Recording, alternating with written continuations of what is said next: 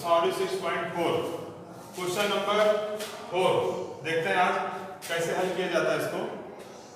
यदि दो समरूप त्रिभुजों के क्षेत्रफल बराबर हैं तो सिद्ध कीजिए कि वे सर्वांसम होते हैं।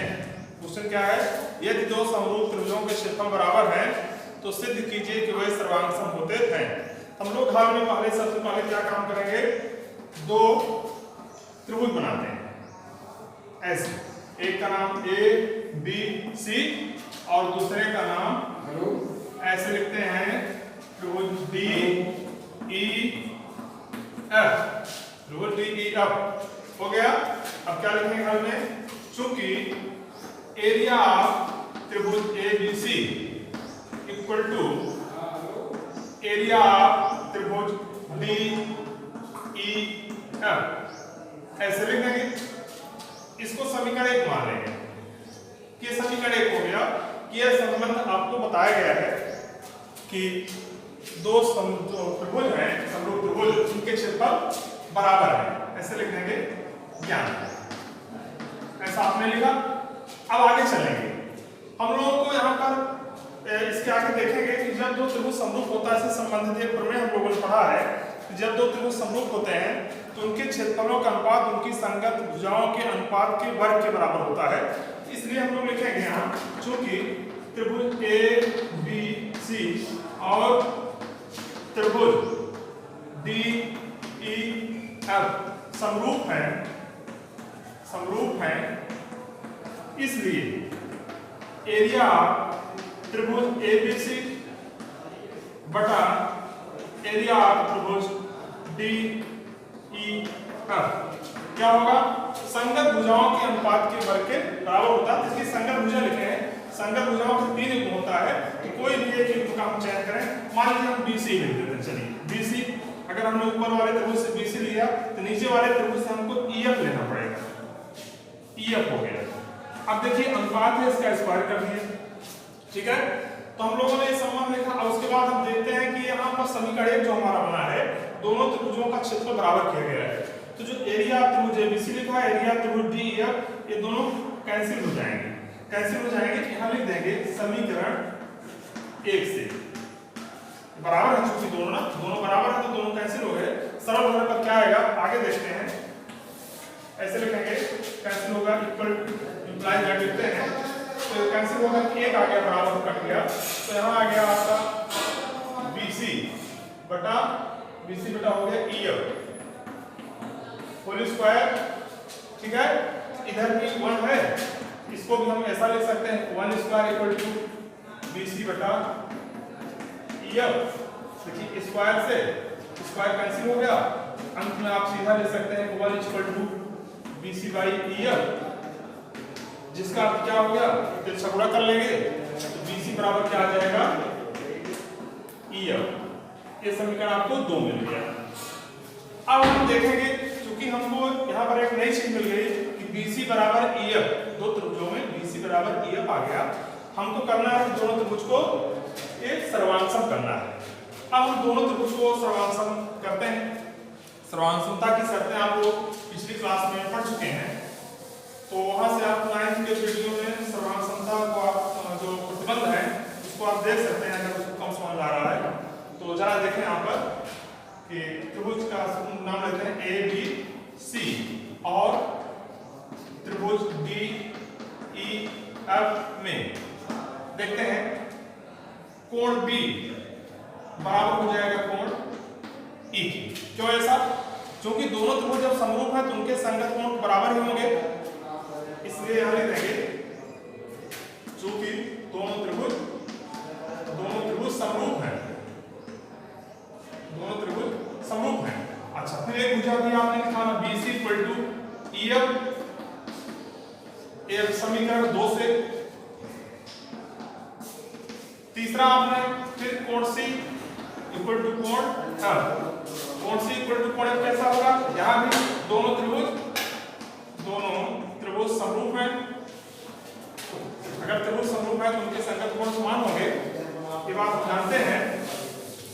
अब देखिए सर्वांसमता की कौन सी शर्त इसमें लागू हुई? देखें, एंगल समान मिला, फिर साइड भी समान मिल रही है, फिर एंगल भी समान मिल रहा है।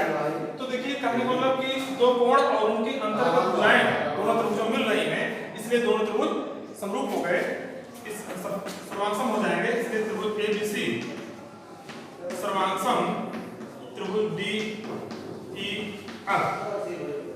ठीक है। अब इसको नियम लिखना पड़ेगा। कौन सा नियम है? हो गया आपका एंगल साइड एंगल सर्वांग समता नियम से, नियम या प्रमेय जो भी आप कहें, ये आपको दिखाना था। आपका ये क्वेश्चन कंप्लीट हुआ। आप इस तरह से उसको देखें और इसका जो है बढ़िया सा आप जो है कि आदर्श बनाएं और उसके आधार पर सीखें। तब तक के लिए आपको धन्यवाद। आइए प्रिय भाई बहनों, आप सभी को क्लास 10th में पर्सनालिटी 6.4 के लिए आप लोग सब्जेक्ट मैथ में क्वेश्चन नंबर 5 देखते हैं। एक त्रिभुज एबीसी की भुजाओं AB, BC और CA के मध्य बिंदु क्रमशः DE और F। ABC त्रिभुज एबीसी और त्रिभुज DF के क्षेत्रफलों का अनुपात ज्ञात करें। तो पहले हम लोग एक त्रिभुज बनाते हैं, ऐसे एक त्रिभुज बना लिया जाता है, ऐसे एक त्रिभुज बन गया, इसका नाम दे दिया गया एबीसी त्रिभुज का नाम हो गया। अब इसकी भुजाएं क्रम से बोला गया, AB का मध्य बिंदु D हो गया, मध्य बिंदु माने दोनों भाग बराबर, BC का E हो गया, BC का मध्य बिंदु E हो गया और CA का F हो गया। ऐसा तो मध्य बिंदुओं को मिलाने से त्रिभुज बना है, इसको हमें दिखाना पड़ेगा। बना लिया हम लोगों ने, त्रिभुज बन गया और इधर वाला हिस्सा इधर बराबर, वैसे ये वाला हिस्सा ऐसे बराबर हो गया, ठीक है। अब हम लोग चूंकि यहाँ पर हल करेंगे तो एक नियम आता है ध्यान में दो समरूप त्रिभुजों के बारे में।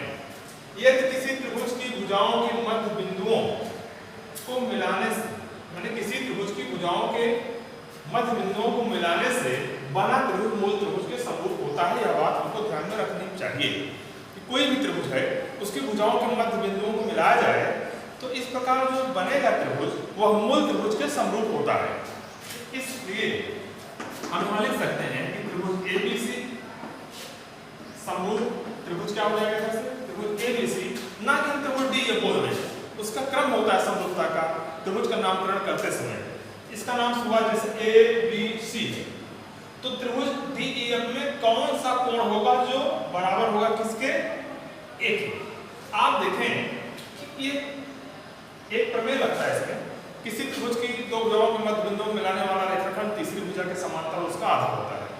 इस प्रकार आप ये देखें तो एक समांतर चतुर्भुज लग रहा है, यह भुजा इसके समांतर है, चूंकि ये भी मध्य बिंदु मिला गया है। समूह भुजाओं, किसी त्रिभुज की दो भुजाओं के मध्य बिंदु मिलाने वाला रेखाखंड तीसरी भुजा के समांतर उसका आधा होता है। ये प्रमेय पिछले साल आपने 9th में पढ़ा था।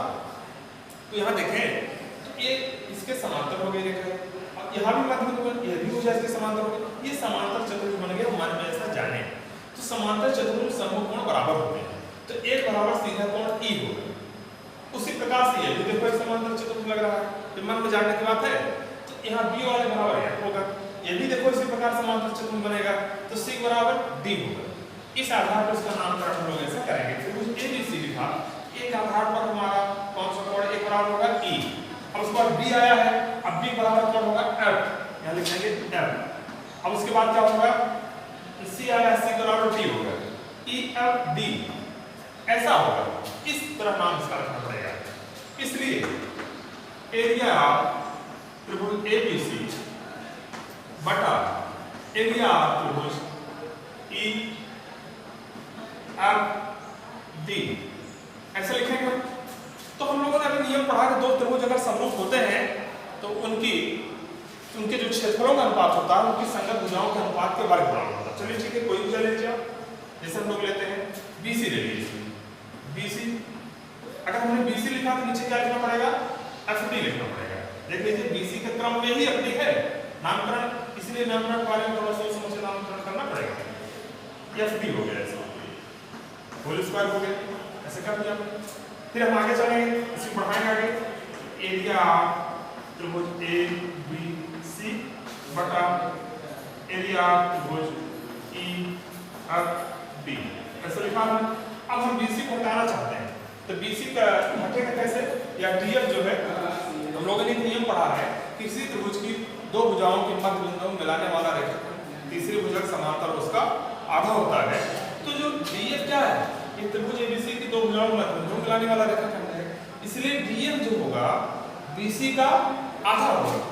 तो हम लोग ऐसा लिख सकते हैं कि BC ऐसे रहने दें और DF हटाकर क्या लिख दें? 1/2 या FD, DF या FD एक ही रेखाखंड, तो इसको 1/2 BC लिख सकते हैं, ऐसे होल स्क्वायर कर दिए।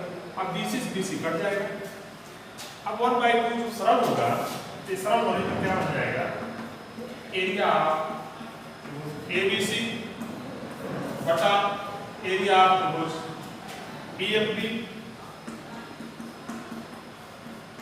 EFD इक्वल टू क्या हो जाएगा? 2/1 का होल स्क्वायर हो जाएगा। अब चूंकि हम लोगों को इसमें क्षेत्रफल का अनुपात चूंकि DEF कहा है, तो त्रिभुज का अब ABC है कहें, चाहे इसको चाहे BCA कहें, चाहे CAB कहें, क्षेत्रफल के बारे में तो हम वही नामकरण को ले सकते हैं, इसलिए EF भी लिख देंगे। आगे हम इसको बढ़ाकर ऐसा लिख सकते हैं, एरिया त्रिभुज ABC और अनुपात एरिया त्रिभुज DEF इक्वल टू, सरल होने पर क्या आ जाएगा? 4:1। ये आपका आंसर। इस तरह से आपका एक क्वेश्चन कंप्लीट हुआ, जिसमें कुछ बातें तो आपको यहाँ पर लिखी गई, कुछ चीजें आप पिछले क्लास में जो आपने पढ़ा है उसको भी हमें याद दिलाने का प्रयास किया है। इस तरह से आप उसको अच्छा समझें, कोई दिक्कत है तो कमेंट बॉक्स में डालें, आपकी हर समस्या का समाधान करें।